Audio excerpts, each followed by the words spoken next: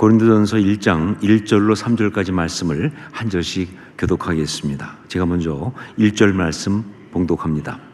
하나님의 뜻을 따라 그리스도 예수의 사도로 부르심을 받은 바울과 형제 소스데네는 고린도에 있는 하나님의 교회 곧 그리스도 예수 안에서 거룩하여지고 성도로 부르심을 받은 자들과 또 각처에서 우리의 주 곧 그들과 우리의 주 되신 예수 그리스도의 이름을 부르는 모든 자들에게 함께 읽습니다.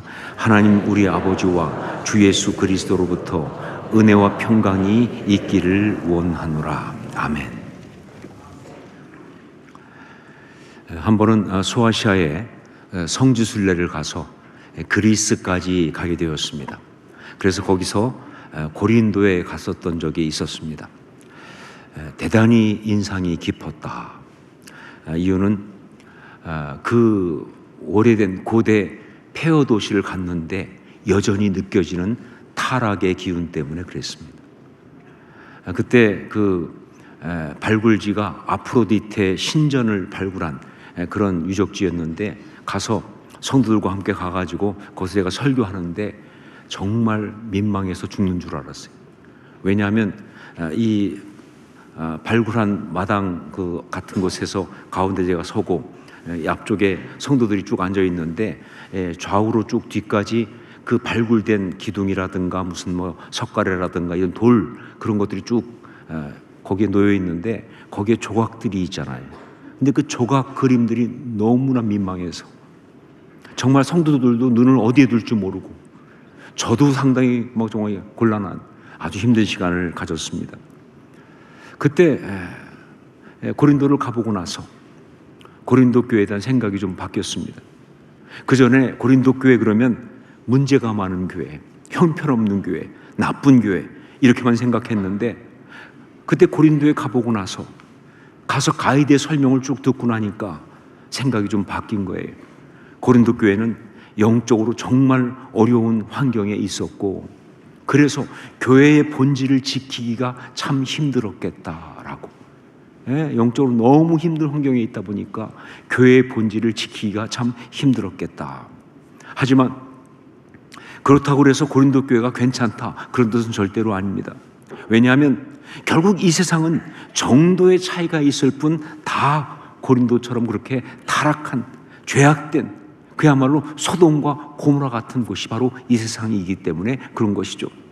그리고 교회는 그것이 진짜 교회라면 어떤 흉악한 상황 속에 있다 할지라도 그 교회의 아름다운 본질을 지켜야만 하는 것이니까 거기엔 핑계가 없단 말이에요. 예외가 없다는 거예요. 어떤 흉악한 상황 속에 있다 할지라도 그 교회의 아름다운 본질을 지켜야 하는 것이니까. 오늘부터 고린도 전후서 강해 설교를 시작합니다. 왜 고린도 전후서를 설교하는가? 이유는 올해 우리의 표어가 예언자 공동체인데 바로 그것의 주제 성경 구절이 고린도전서 14장 3절이기 때문에 그렇죠. 고린도전서 14장 3절 말씀을 가지고 예언자 공동체에 대해서 묵상을 하는데 문득 이런 생각이 들었습니다. 이게 왜 고린도 전후서에 나올까?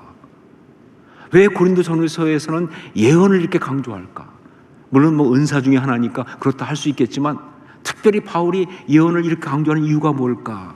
그때 전율처럼 깨달은 것은 바울 사도는 고린도에 있는 그 성도들, 고린도 교회에게 편지를 쓰면서 바로 예언자 공동체를 꿈꾸고 있다는, 예언자 공동체를 강조하고 있다는 그런 깨달음이 온 거예요. 이유는 뭐냐? 그 타락한 도시, 그 고린도라는 세속 도시 가운데서 거룩하게 그 영적인 그 본질을 지켜가는 교회의 모습이 바로 예언자 공동체니까. 예언자 공동체, 그것이 바로 그 타락한 곳 가운데서 그 거룩한 영적 본질을 지켜가는 모습이기 때문에 그런 것이다. 그렇습니다. 타락한 세상 가운데서 거룩한 공동체로 살아간다고 하는 것은 그 자체가 예언자입니다. 그 자체가 예언자다. 교회가 뭐 특별히 세상을 향해서 무슨 대단한 예언을 하면서 막 책망하고 뭐 야단치는 그런 예언을 하지 않는다 할지라도 그의 존재 자체가 세상을 책망하는 거예요. 교회 존재 자체가 세상이 얼마나 헛되고 무가치한 것인지를 고발하고 있는, 그야말로 심판의 메시지 PJS를 지금 선포하고 있으니까, 존재 자체가. 그러면서 그 가운데 절망하는 모든 사람들에게 그 죄악 가운데 힘들지만 회개하고 돌이키면 이렇게 아름다울 수 있다고 하는 그 존재 자체가 희망의 메시지 PHS를 또한 선포하고 있는 것이니까, 세속도시 가운데서 교회가 바로 예언자인 것입니다. 세속도시 가운데서는 교회가 바로 예언자이다. 자, 그런데 말씀을 준비하면서 먼저 이 고린도라는 곳이 어떤 곳이었나, 그 도시가 어떤 곳이었나 하는 것을 연구하다 보니까 깜짝 놀라게 됐어요. 왜냐하면 그 고린도가 지금 우리 교회가 있는 이 부산과 너무나 많은 부분에서 동일하다 하는 사실을 발견했기 때문에 그래요. 물론 고린도는 그 당시 대표적인 세속도시이기 때문에, 그러다 보니까 지금 이 세상에 있는 세속도시와 많은 부분 다 비슷할 수밖에 없죠. 하지만 특히 이 부산과는요, 아주 구체적인 부분에서 동일한다 한 그런 게 너무 많은 거예요. 그러면서 또다시 깨닫게 된 게 뭐냐? 그렇다, 고린도 전후서는 특별히 우리 교회에게 주신 메시지다. 왜? 우리 교회가 부산에 있으니까. 이 부산에 있는 우리 교회에게 주신 그런 메시지라고 하는 그런 깨달음이, 그런 확인이 또한 온 거예요. 자, 어떤 게 비슷하냐? 우선 첫 번째로 물류와 상업이 발달한 항구도시라는 면에서, 물류와 상업이 발달한 항구도시. 고린도는요, 아가야 반도의 잘록한 해협에 위치하고 있습니다. 동쪽으로는 갱그레아 항구가 있고요, 서쪽으로는 레가이온 항구를 가지고 있는 그런 지역이에요. 부산이 동쪽으로는 부산항과 그리고 서쪽으로는 신항만을 가지고 있는 그런 것처럼 말이죠. 그 이오니아해라고 하는 바다와 에게해가 연결되는 그런 지역으로서 물류가 굉장히 발달했습니다. 부산이 예로부터 물류가 왕성한 항구 도시였던 것처럼 고린도는 딱 동일한 그런 지형을 가지고 있다 하는 것이죠. 자, 그러면서 향락의 세속 문화가 팽배한 도시입니다. 향락의 세속 문화가 아주 팽배한 도시였다. 고린도는 성적으로 아주 타락한 도시였습니다. 어느 정도인가 하면요, 영어 작품에서는 때로 코린티안, 고린도 사람이라는 뜻이죠. 그렇게 말하면 그게 코린티안이지만 동시에 뭘 의미하느냐? 남봉꾼을 의미할 정도로, 남봉꾼을. 그래서 영어로 코린티안나이즈, 고린도 사람이 된다는 것은 무슨 뜻이냐? 난잡한 삶을 대놓고 사는 걸 말하는 거예요. 부끄러운 줄도 모르고. 그게 코린티안나이즈예요. 자, 어떻게, 왜 고린도가 이렇게 됐느냐? 이유가 뭐냐? 항구 도시이기 때문에 그렇죠. 각종 배 타고 오는 사람들이 오니까 와서 다 그렇게 막 그냥 문제를 많이 일으키니까 그럴 수 있겠지만, 무엇보다 고린도의 신이 문제예요. 고린도의 주신이 누구냐? 고린도의 그 언덕 위에 있는 바로 아프로디테 신입니다.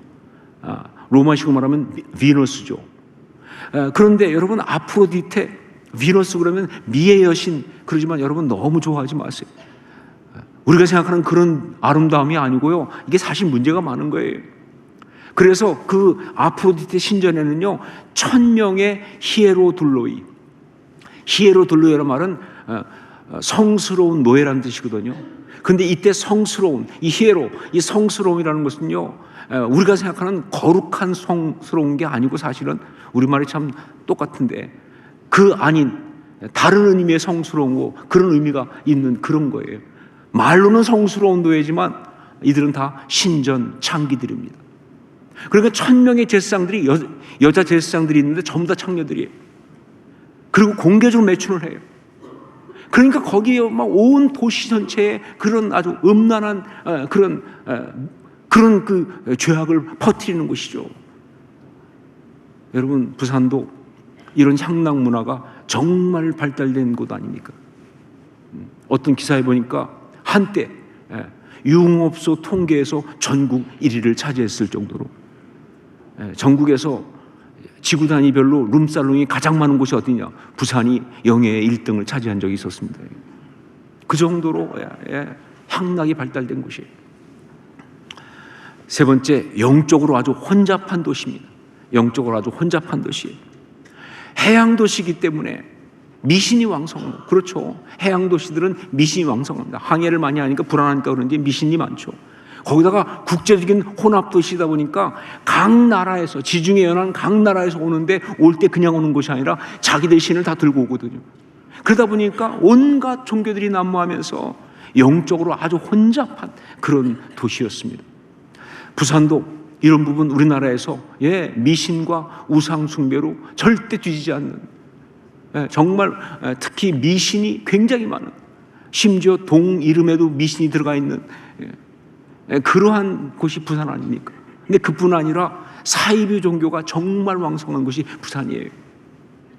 어떤 그 이단 전문가께서 말하는 걸 들어보니까 한국의 이단들은 거의 다 부산에서 출발했다는 거예요. 한국에 내노라 하는 메이저 이단들은 다 부산에서 출발했고, 아니면 부산에서 가장 왕성했다라는 거예요. 이게 부산이에요. 자, 이런 도시에 있는 교회에게 편지를 보내면서 그 서두에서 사도 바울은 아주 중요한 두 개의 표현을 사용했습니다.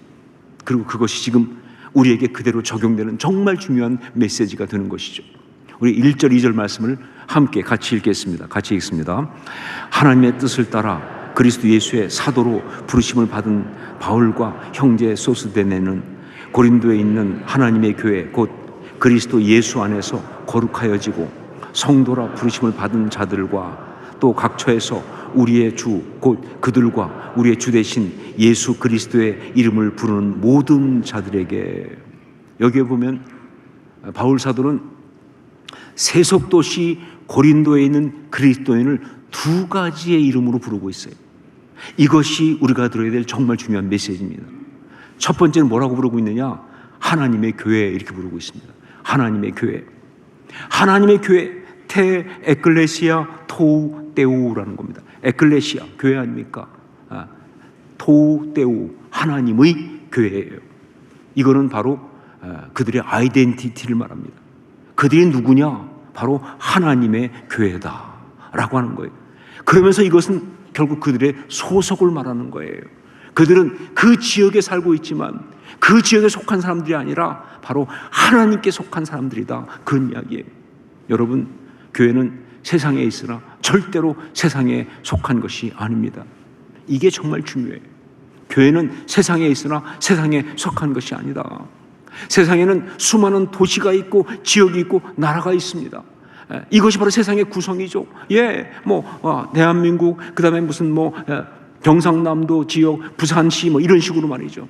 그런데 하나님은 그 세상을 회복하기 위해서 그 많은 단위의 세상 속에다가 도시마다 그 모든 곳에다 일일이 당신의 사람들을 세우셨어요. 이게 선교의 고리예요. 그 모든 곳에 당신의 사람들을 세우셨어요. 그리고 그들은요, 그냥 단지 그곳에 있는 사람들이 아니라 거기서 하나님의 세상을 회복시키기 위한 통치 조직이 되는 거예요. 그 도시에 있는 믿는 사람은 하나님의 그 도시를, 그 세상을 회복시키기 위한 통치 조직이 되는 거예요.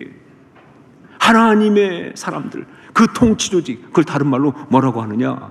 그걸 바로 교회, 이렇게 말하는 겁니다. 교회는 그런 것이다. 그래서 사도 바울은 에베소서에서 1장 23절에 교회는 그의 몸이니 만물 안에서 만물을 충만하게 하시는 이의 충만함이니라 라고 이야기하고, 또 3장 10절에서는 이는 이제 교회로 말미암아 하늘에 있는 통치자들과 권세들에게 하나님의 각종 지혜를 알게 하려 하심이니 라고 이야기하고 있는 거예요. 그러니까 오늘 말씀에서는요, 바울 사도가 하나님의 교회라고 쓸 때는 이렇게 말하는 거예요. 바로 그 교회들 가운데 고린도에 있는 것이 바로 너희다. 그러니 너희는 하나님의 교회다. 무슨 얘기예요? 하나님이 고린도를 회복시키기 위해서 그 가운데 두신 하나님의 통치 조직, 그 교회들 가운데 고린도에 있는 것이 바로 너희다 라는 의미로 하나님의 교회라고 그들을 부르고 있는 것이다.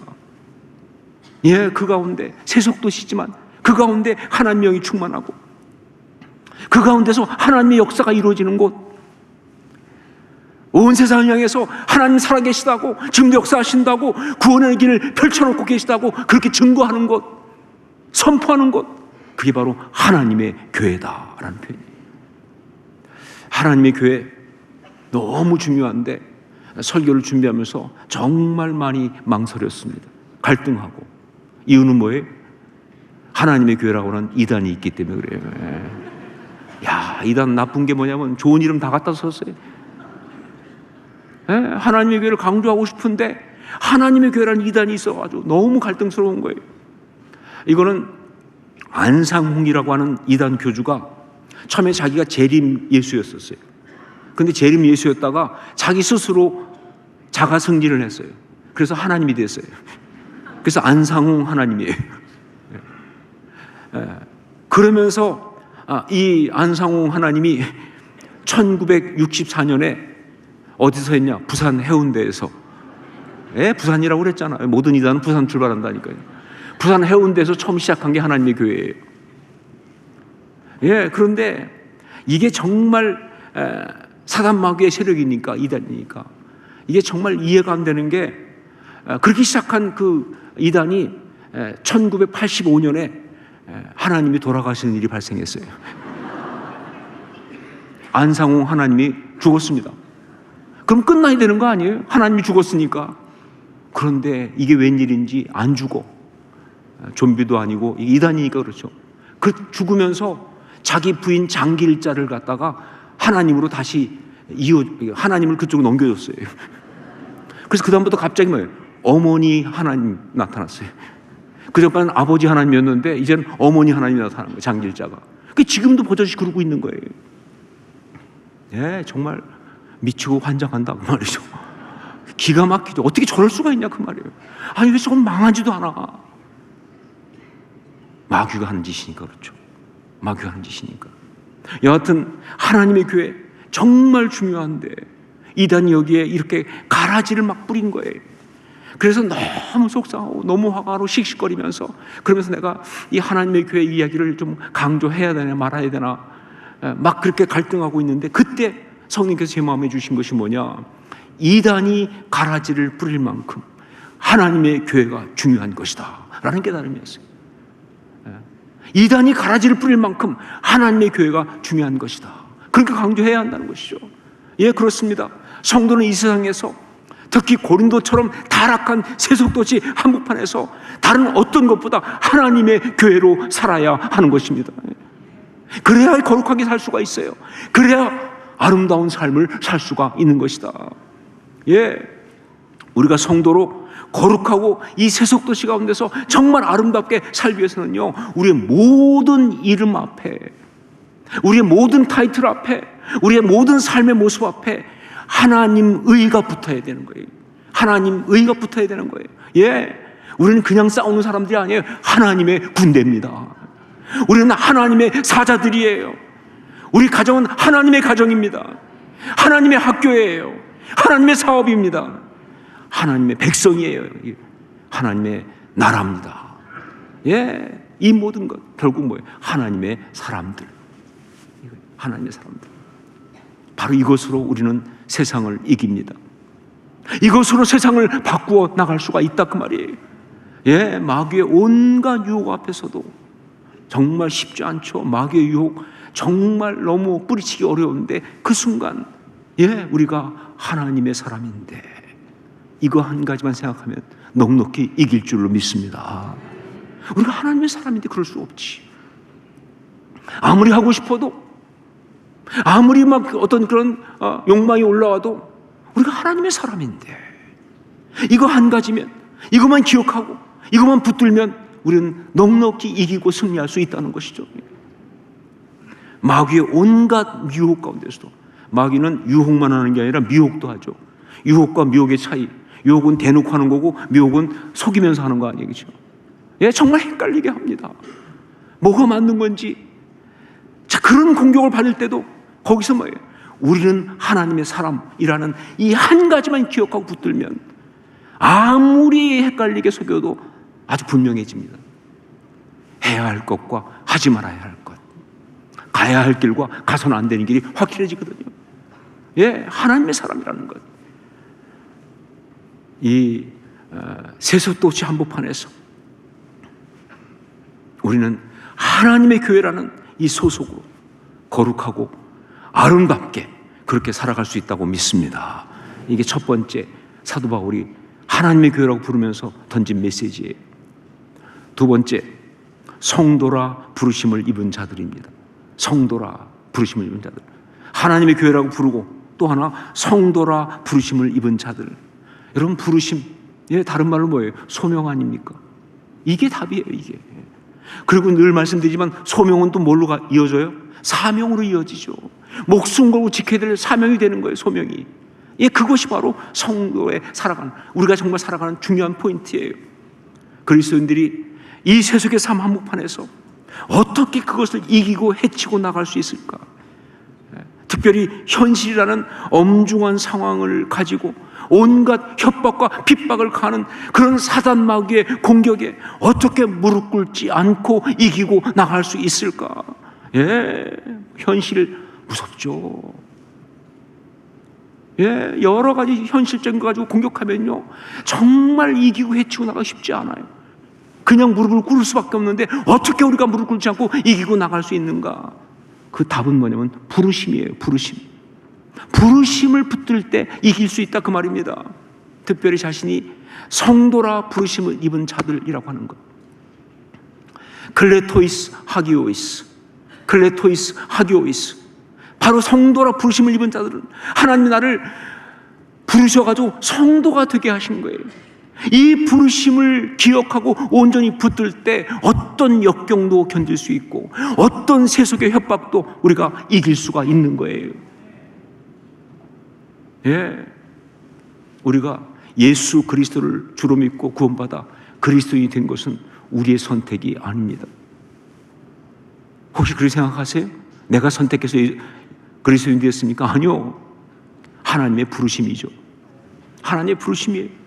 우리를 사랑하시사 자격 없는 우리를 구원하시려고 아들을 십자가에 못 박아 죽이시면서 우리의 죄값을 대신 갚아주시고 구원하신 하나님의 놀라운 사랑, 일방적인 사랑, 그 은혜, 그거로 우리가 구원받은 거예요. 그런데 이게 부르심이기 때문에 이건 은혜이면서 동시에 소명이다 하는 것이죠. 은혜이면서 동시에 소명이고 사명이다 하는 거예요.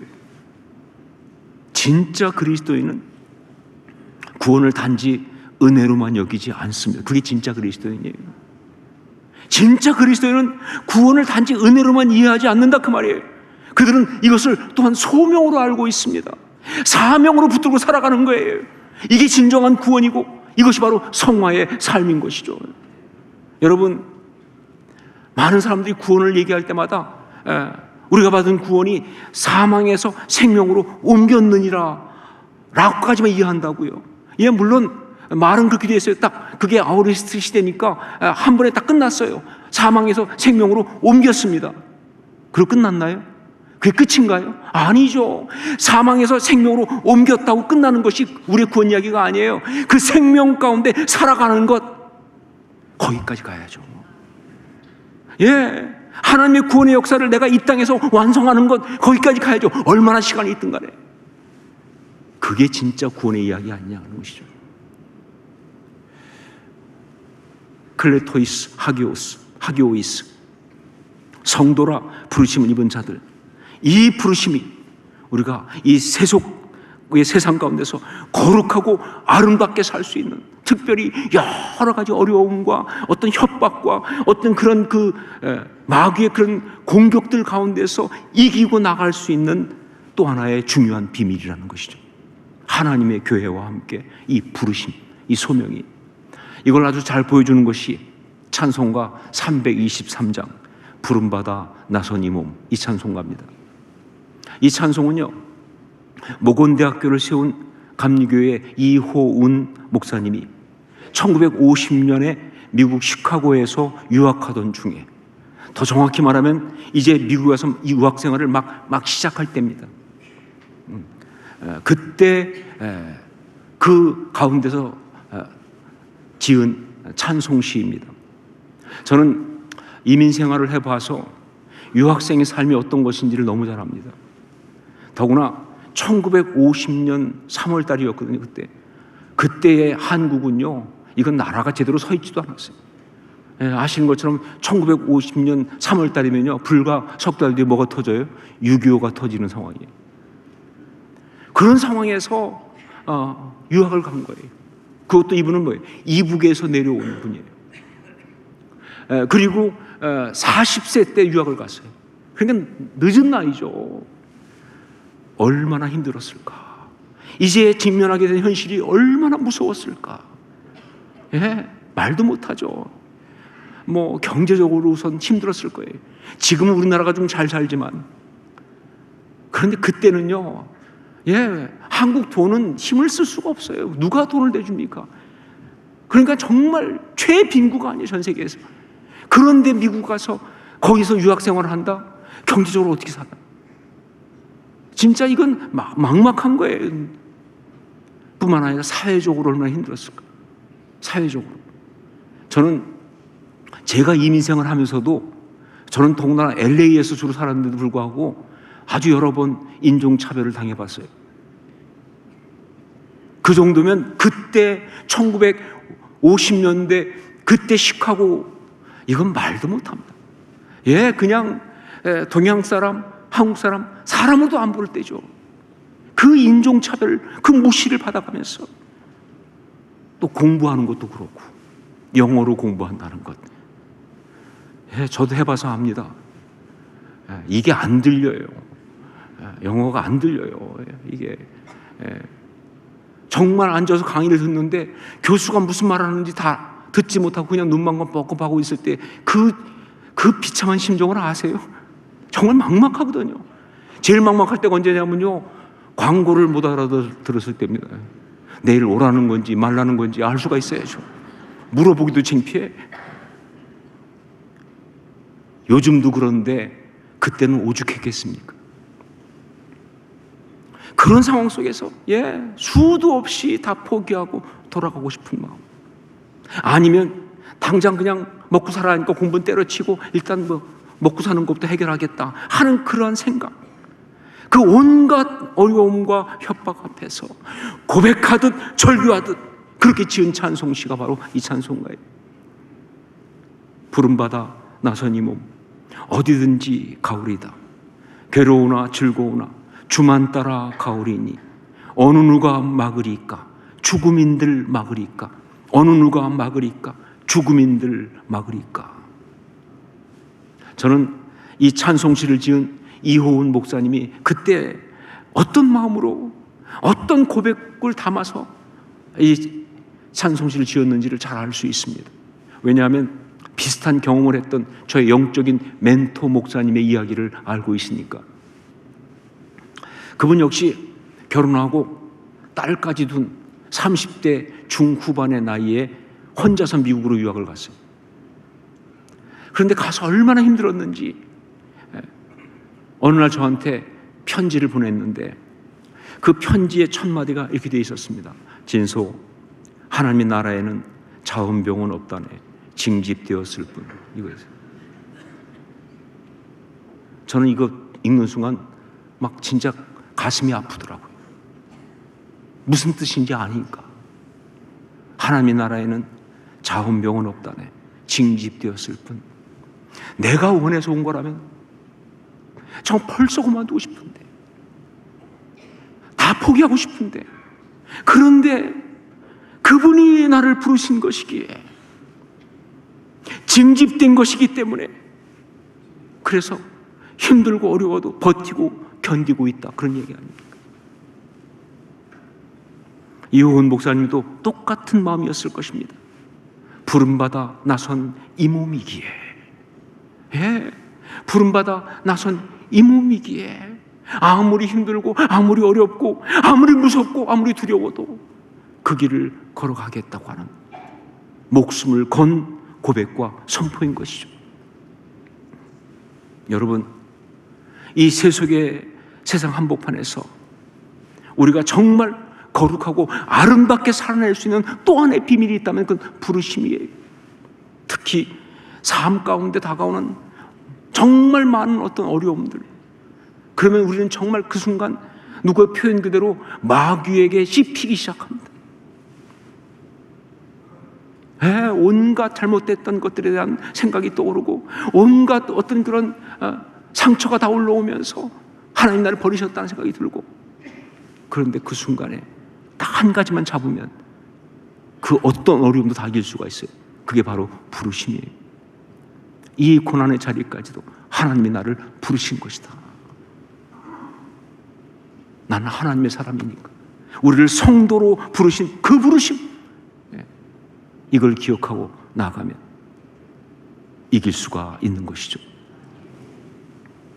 고린도와 같은 이 세속도시 한 도시, 이 부산에서 그리스도인으로 부르심을 받은 하나님의 자녀된 여러분, 고린도와 같은 이 세속도시 부산에서 특별히 그리스도인으로 부르심을 받은 하나님의 자녀 여러분, 두 가지 꼭 붙들고 가세요.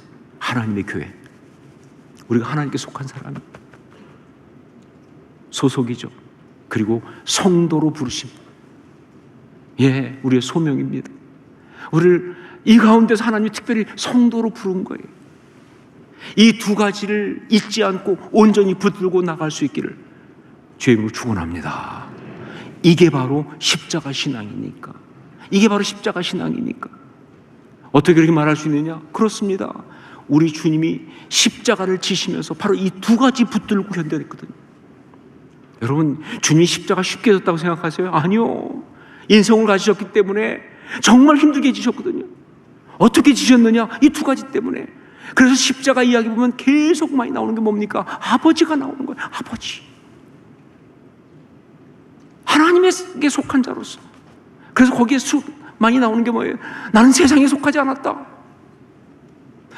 나는 나라는 이곳에 속한 것이 아니다. 빌라도 앞에서 거기서 말했던 게 그 얘기예요. 하나님의 나라, 하나님의 교회 소속과, 그리고 뭐예요? 부르심, 아버지의 뜻대로 하시옵소서. 부르심, 그 부르심 붙들고 십자가를 감당하셨으니까. 이게 바로 십자가 신앙입니다. 그 십자가 신앙으로 아름답게, 거룩하게 승리하실 수 있기를 주의 이름으로 축원합니다. 기도하겠습니다.